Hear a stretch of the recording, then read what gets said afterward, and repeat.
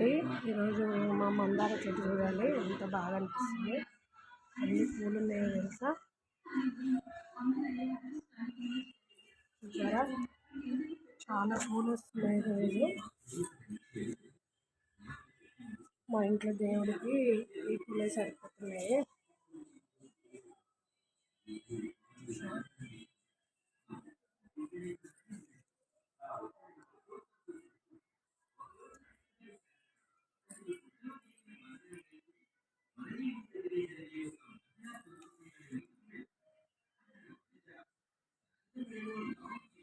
చాలా పూలు వస్తున్నాయి మందార చెట్టుకి.